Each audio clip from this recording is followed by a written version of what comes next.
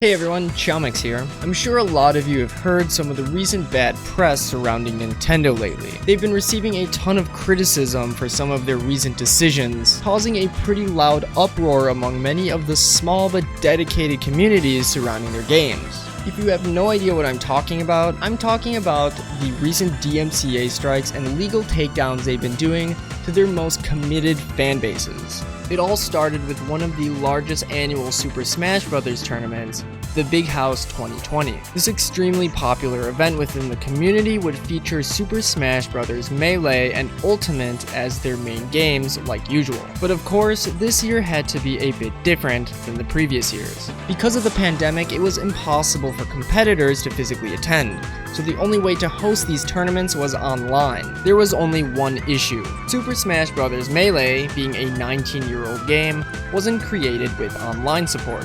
But because of a single fan's enormous dedication to the series he loved, a mod to an emulator was created earlier in 2020 that added rollback netcode to Melee.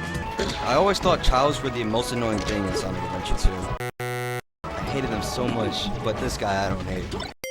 If you don't know what rollback netcode is, it's basically a type of online play that is so responsive and lagless that it feels like you're playing in the same room as your opponent, even if they're on the opposite side of the country. This was created by a single person in the span of only 6 months. Meanwhile, Nintendo, a multi-billion-dollar company with an enormous dev team, can barely be bothered to improve their online services for Super Smash Bros. Ultimate, a game that came out not even 2 years ago. But alas, 2 weeks before the event, the Big House announced that they were taken down by a cease and desist from Nintendo, due to the game being played on an emulator, which caused them to completely cancel the event. This caused an entire social media movement, #freemelee, which caught the attention and had the support of most of the Nintendo community. The fact that Nintendo was taking away the only available option to play a game that they weren't even making money on anymore just seemed wrong and didn't sit right with most fans. But Nintendo's rampage on the competitive fan base doesn't stop there. Several pro players for Splatoon 2, another small but dedicated community, expressed their support by including references to the #freemelee movement in their usernames for an upcoming online tournament. Nintendo didn't just ban these players, they canceled the entire stream. Compared to other game companies with esports titles, Nintendo has always shown very little support for their games, and a lot of times go out of their way to completely thwart the efforts of tournaments. At this point, competitors just want to be left alone and play their game. It's a truly miserable relationship, and it always has been. Another huge stab in the back to the Nintendo fanbase was the cease and desist of a custom pair of Joy-Con controllers designed in memory of Etikons, a beloved Nintendo-centered YouTuber who tragically passed away in 2019. A majority of sales for these controllers were to be donated directly to the JED Foundation, a charity dedicated to protect the emotional health and prevent suicide in teens and young adults. If canceling events using the only way for people to play their games during a global pandemic wasn't bad enough, Nintendo apparently needed to try their hand at destroying a fan project donating to a charity preventing suicide in young teens. And one of the most recent attacks to the Nintendo fanbase has been the aggressive DMCA strike of a large amount of Nintendo music uploaded to YouTube. Many videos with music from Nintendo games like Mario, Zelda, and Fire Emblem have been taken down with no sign of returning. With official Nintendo music barely being available on streaming services, and with only an extremely limited amount being released on CD, the options for listening to this music are mostly zero, and fans have become concerned about the preservation of some of their favorite games. It honestly baffles me how much Nintendo has been going out of their way just to hurt their own image. Do they have the legal right to do all these terrible things? Yes, but is it the right thing to do? I truly believe it does more damage to them than it does good. The bad PR they received in the past few weeks is going to affect them much more than what would have happened if they just let a 20-year-old game have an online tournament. They've single-handedly destroyed any goodwill they've had amongst dedicated fans within mere weeks. Nintendo is the Disney of video games, for better and for worse. They've made a plethora of childhood-defining games with incredible and innovative art styles, gameplay, and music that just have this certain magic to it that other games don't. They've been around since the beginning of video games, and many of their unique and memorable characters are still thriving to this day, more than 30 years later. But on the other hand, they're excessively overprotective of their IPs to the point where they DMCA strike an 8-year-old for a doodle of Yoshi he did on his school notebook if they could. Obviously, this is an exaggeration, but these days it wouldn't surprise me if they actually did this. It makes you wonder what things would be like in a world where Nintendo embraced their communities and supported their dedication.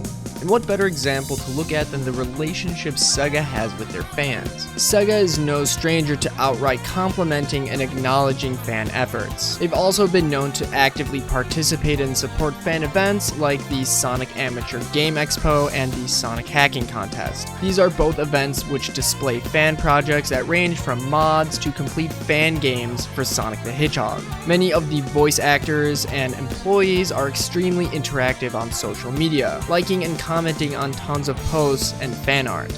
Just the amount of care makes being a fan of SEGA feel very personal and makes the community very tight-knit.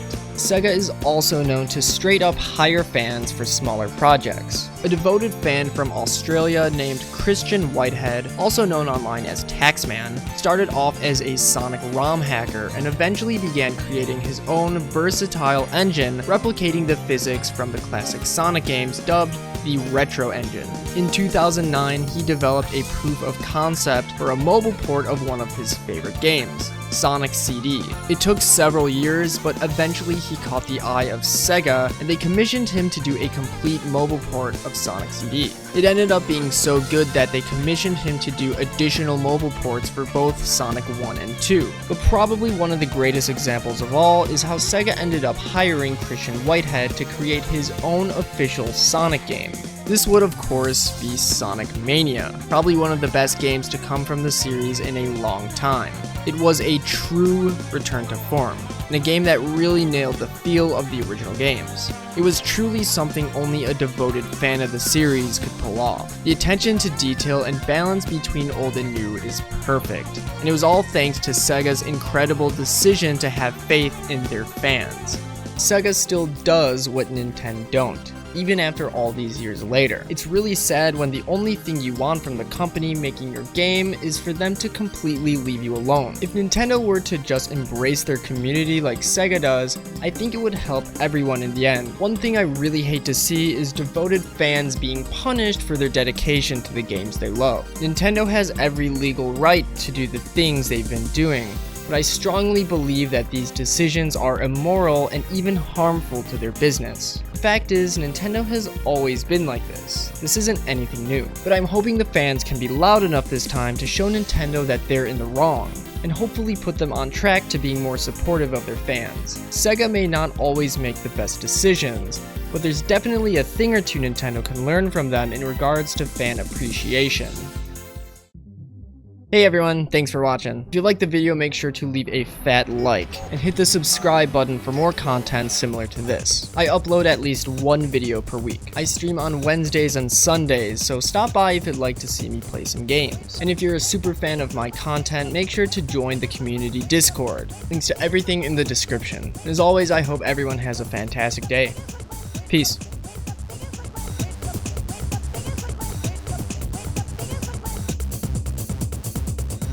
Wax and spin in the center.